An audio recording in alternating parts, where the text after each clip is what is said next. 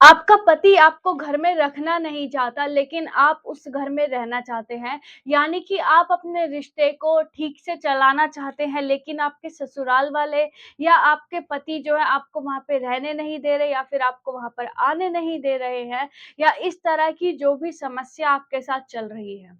नमस्कार दोस्तों, एक बार फिर से हम आपका स्वागत करते हैं हमारे चैनल पर। आज इस वीडियो के अंदर हम लोग बात करेंगे उन पत्नियों के बारे में जिनको घर से निकाल दिया गया है, या उनको उनके पति एक्सेप्ट नहीं करना चाहते हैं अब शादी होने के बाद, या आपको जो है घर पे आने नहीं दे रहे हैं। इस तरह की अगर कोई भी समस्या है आपके साथ, तो इस वीडियो को आखिरी तक ज़रूर देखिएगा। इसके अंदर हम आपको बताएँगे कि किस तरह से आप सेटलमेंट कर सकते हैं, और किस तरह से अगर आप वापस जाना चाहते हैं तो उसके लिए कोशिश किस तरह से की जाएगी, और कब आपको किस बारे में कंप्लेन करनी चाहिए।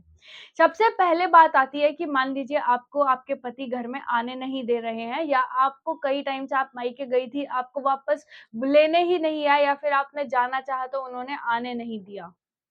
तो जब भी ऐसी सिचुएशन आती है, तो उसके अंदर आपको सिर्फ़ एक छोटा-सा काम करना है।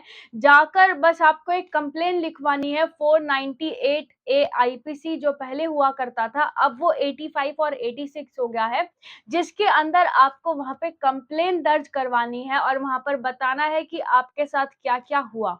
लेकिन एक चीज़ का बेहद ध्यान रखें, जब आप कंप्लेन दर्ज करने जाएँगे, तो उस समय पर वो जो आप कंप्लेन लिखेंगे, वो खुद से ना लिखें।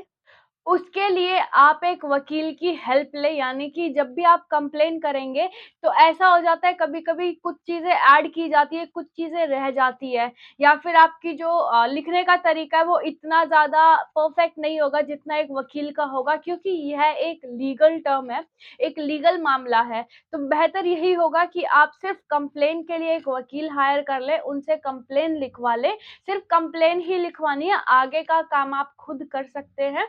आपको वो 85-86 बीएनएस के अंदर, जो हमारा नया कानून है भारतीय न्याय संहिता, उसके अंदर सेक्शन 85-86 है, जो पहले 498 ए था आईपीसी के अंदर।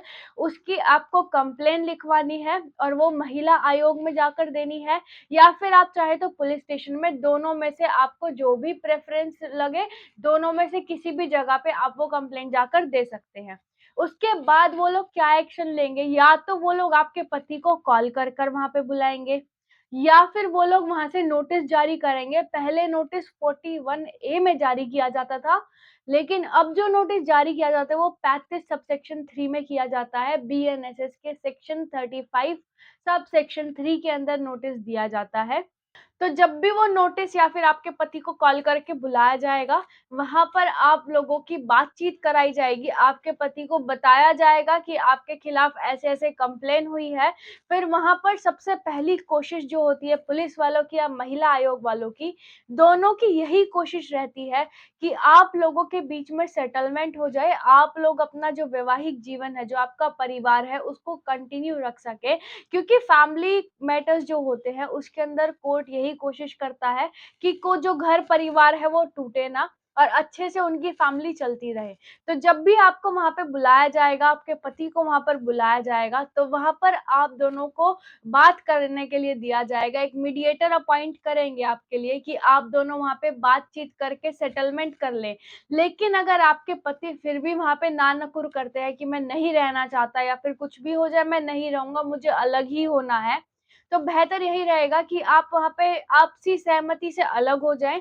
वहाँ पर आप जो भी आपका खर्च हुआ शादी में, या आपका जो भी सामान है उसको बोल दें कि आप हमारा सामान वापस कर दीजिए, या इतना खर्चा हुआ था, आप नहीं रहना चाहते तो एक इतना खर्चा वापस कर दीजिए। और साथ ही साथ अगर आप मेंटेनेंस वगैरह, मतलब जो भी आपका जो सेटलमेंट होगा उसके अंदर मेंटेनेंस, रेज़िडेंस, सब कुछ आप लोग आपसी सहमति से डिसाइड करते हैं जब भी आप मीडिएशन के थ्रू अलग होते हैं। एक म्यूचुअल डाइवोर्स होता है सेक्शन 13 बी में, अगर आप हिंदू हैं तो। और अगर आप मुस्लिम हैं तो आपका खुल्ला नाम से एक डाइवोर्स होता है, वो हो जाएगा। इसे हम म्यूचुअल डाइवोर्स बोलते हैं कि आपसी सहमति से आप दोनों अलग हो जाते हैं। लेकिन अगर आपके पति वहाँ पर सेटलमेंट नहीं करते हैं, तो आपके पास ऑप्शन क्या रहता है? आपके पास ऑप्शन बचता है कि आप सबसे पहले वहाँ पे केस करेंगे। डोमेस्टिक वायलेंस एक्ट के अंदर रेज़िडेंस के लिए कभी भी मेंटेनेंस का केस डोमेस्टिक वायलेंस एक्ट के अंदर मत कीजिएगा, हमारी आपको यही एडवाइस रहेगी। डोमेस्टिक वायलेंस एक्ट के अंदर सिर्फ़ आप रेज़िडेंस के लिए यानी कि आपको रहने की जगह दी जाए ससुराल वालों की तरफ से, सिर्फ़ इस चीज़ का केस करना है।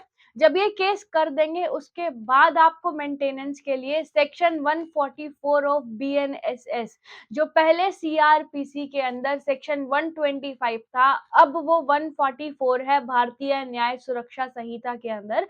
तो आपको 144 का केस करना है, जिसके थ्रू आपको मेंटेनेंस दिलवाया जाएगा। अगर आप इतने योग्य नहीं हैं कि आप अपना मेंटेनेंस कर सकते हैं या कि आप खुद को मेंटेन कर सकते हैं या आप कुछ कमाते नहीं हैं, तो आपको कोर्ट मेंटेनेंस बाँध के देगा। आपका पति हर महीने आपको मेंटेनेंस पे करेगा।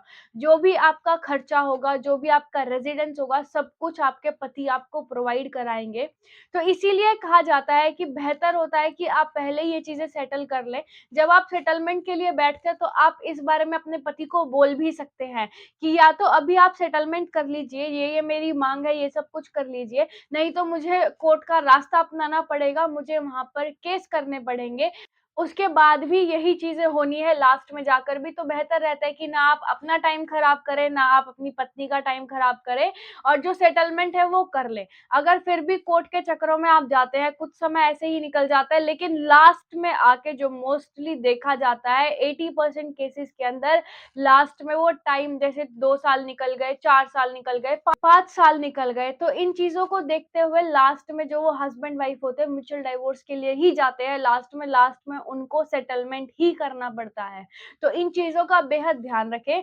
अगर फिर भी आप कुछ पूछना चाहते हैं, तो आप हमें कमेंट करके पूछ सकते हैं या फिर आप हमें डायरेक्ट मेल पर भी कॉन्टैक्ट कर सकते हैं। फिर भी अगर आपको इसके अलावा भी कोई लीगल समस्या है, तो भी हम आपकी सहायता ज़रूर करेंगे। आज की वीडियो में सिर्फ इतना ही। अगर वीडियो पसंद आई हो तो चैनल को सब्सक्राइब कर लीजिएगा, वीडियो को लाइक ज़रूर कर दीजिएगा। ऐसे ही लीगल अपडेट्स हम आपके लिए लाते रहेंगे। Thank you so much.